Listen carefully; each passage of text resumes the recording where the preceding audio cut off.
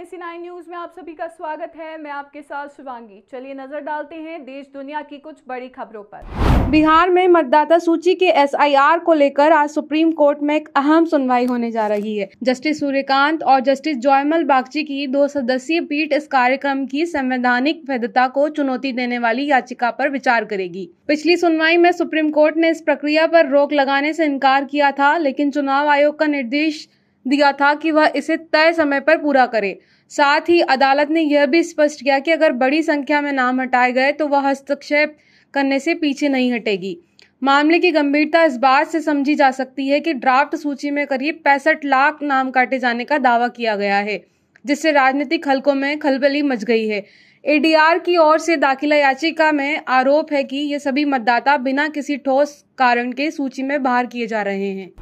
Operation सिंदूर में पाकिस्तान को मुंह की खानी पड़ी, लेकिन पड़ोसी मुल्क है कि मानता ही नहीं। भारत के खिलाफ पाकिस्तान की ओर से आक्रामक बयानबाजी और धमकियों का सिलसिला थमने का नाम नहीं ले रहा है।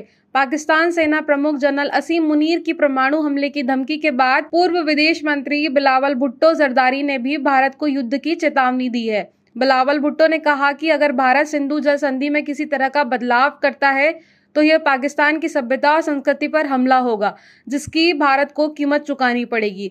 सिंध सरकार के संस्कृति विभाग द्वारा आयोजित एक इवेंट में बोलते हुए बिलावल भुट्टो ने कहा, अगर भारत सिंधु समझौते को बहाल नहीं करता तो यह हमारा इतिहास, संस्कृति और सभ्यता पर हमला है। उन्होंने दावा किया कि भारत की जल नीति आक्रामक है और यह पाकिस्तान को पानी से वंचित करने की साजिश है। बिलावल ने यह भी कहा कि पाकिस्तान के लोग युद्ध की स्थिति में भारत का सामना करने की ताकत रखते हैं और अगर ऐसा हुआ तो पाकिस्तान अपने सभी 6 नदियों को वापस ले सकता है। अमेरिकी राष्ट्रपति डोनाल्ड ट्रंप ने एक बड़ी घोषणा की है। एक रिपोर्ट के मुताबिक ट्रंप ने कहा है कि गोल्ड पर किसी तरह का टैरिफ नहीं लगेगा। इससे पहले कस्टम और सीमा सुरक्षा विभाग ने कहा था कि गोल्ड पर भारी टैक्स लग सकता है, लेकिन ट्रंप ने इस पर स्थिति स्पष्ट कर दी है।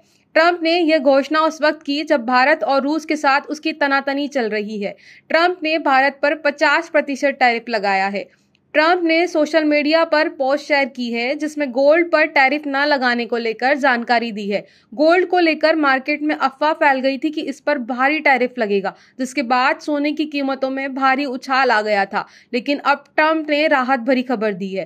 ट्रंप के स्पष्ट बयान में अब स्थिति साफ हो गई है और सोने के व्यापार से जुड़े कारोबारियों को राहत मिली है।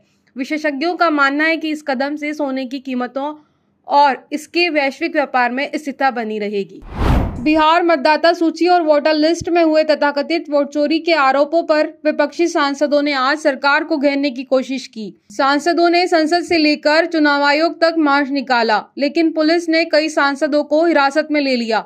मार्च के दौरान लोकसभा के नेता प्रतिपक्ष राहुल गांधी से पूछा गया कि चुनाव आयोग ने आपको नोटिस का जवाब देने को कहा है और आप जवाब नहीं दे रहे हैं। राहुल गांधी ने इस पर जवाब देते हुए कहा, ये चुनाव आयोग का डेटा है, मेरा डेटा थोड़ी है जो मैं साइन करूं। हमने आपको ही दिया है, आप अपनी वेबसाइट पर डाल दीजिए, सबको पता चल जाएगा। उन्होंने आगे कहा कि यह सिर्फ बेंगलुरु में नहीं, देश के अलग अलग निर्वाचन क्षेत्र में हुआ है। चुनाव आयोग जानता है कि उसका डेटा फटेगा, इसलिए उसे कंट्रोल और छिपाने की कोशिश हो रही है। यूपी के फतेहपुर के आबूनगर इलाके में मंदिर मकबरे को लेकर विवाद ने तूल पकड़ लिया। सोमवार सुबह ईदगाह परिसर में स्थित नवाब अब्दुल समद के मकबरे पर हिंदू संगठन के कार्यकर्ताओं ने भगवा झंडा लहरा दिया। हिंदू संगठन मठ मंदिर संघर्ष समिति के कार्यकर्ता ईदगाह पहुंचे। उनका दावा था कि यह स्थल दरअसल ठाकुर जी का पुराना मंदिर है, जिसे बाद में अतिक्रमण कर मकबरे में बदल दिया गया। पहले से ही मौके पर तैनात पुलिस ने उन्हें रोका, लेकिन संगठन के कुछ युवकों ने मकबरे की छत पर चढ़कर जबरन भगवा झंडा फहरा दिया और तोड़फोड़ की। यूपी में संभल के बाद अब फतेहपुर में मंदिर मस्जिद का विवाद शुरू हो गया है। इस घटना के बाद मुस्लिम समुदाय के हजारों लोग मौके पर जमा हो गए। देखते ही देखते दोनों पक्षों में तनातनी बढ़ गई और पथराव शुरू हो गया। उपद्रव की आशंका को देखते हुए पुलिस ने लाठीचार्ज कर भीड़ को तीतर बितर किया। आसपास के इलाकों में बैरिकेडिंग लगाकर आवागमन नियंत्रित कर दिया गया है। कर्नाटक के सहकारिता मंत्री केएन राजन्ना ने मंत्री पद से इस्तीफा दे दिया है। उन्होंने मतदाता सूची घोटाले के खिलाफ आवाज उठाई थी। राजन्ना ने अपना इस्तीफा मुख्यमंत्री सिद्धारमैया को सौंप दिया है। उन्होंने सार्वजनिक रूप से स्वीकार किया था कि कांग्रेस सरकार के कार्यकाल के दौरान मतदाता सूची में अनियमितताएं हुई थी। मुख्यमंत्री सिद्धारमैया के करीबी सहयोगी राजन्ना ने कथित मतदाता सूची में हेराफेरी पर पार्टी की चुप्पी पर सवाल उठाया था, जो सीधे तौर पर कांग्रेस के आधिकारिक रुख के विपरीत था। ऐसा माना जा रहा है कि राजन्ना की टिप्पणियों से राजनीतिक विवाद उत्पन्न होने के बाद कांग्रेस आलाकमान ने मुख्यमंत्री को उन्हें मंत्रिमंडल से हटाने का निर्देश दिया था। पत्रकारों से बात करते हुए राजन्ना ने कहा था कि हमें यह याद रखना चाहिए कि मतदाता सूचियों में संशोधन तब किया गया था जब हमारी अपनी सरकार सत्ता में थी। उन्होंने कहा था तब हमारी पार्टी ने आंखें क्यों मूंद ली। यह सच है कि अनियमितताएं हुई हैं, लेकिन यह हमारे लिए अपमानजनक है कि यह सब हमारी नाक के नीचे हुआ।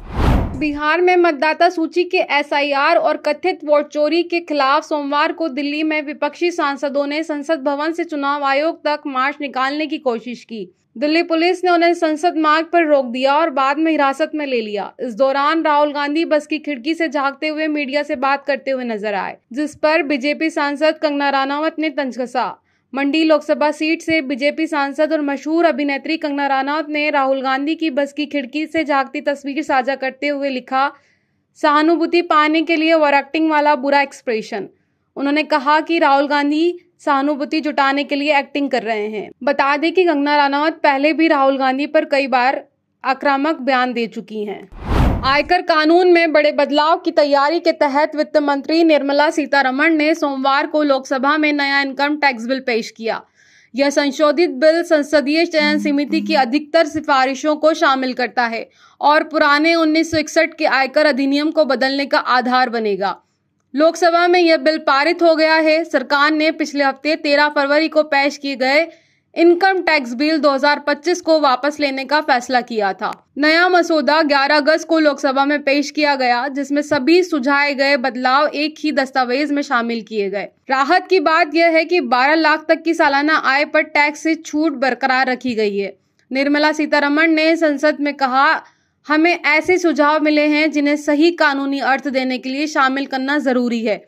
इसमें ड्राफ्टिंग की त्रुटियां, शब्दों का मिलान, आवश्यक बदलाव और क्रॉस रेफरेंसिंग जैसी सुधारें की गई हैं। उन्होंने कहा कि पुराना बिल भ्रम से बचने के लिए वापस लिया गया और नया ड्राफ्ट अब 1961 अधिनियम को बदलने का आधार बनेगा। विपक्षी दलों के सांसदों ने बिहार में मतदाता सूची के विशेष गहन पुनरीक्षण और कथित वोट चोरी के खिलाफ संसद भवन परिसर से मार्च निकाला।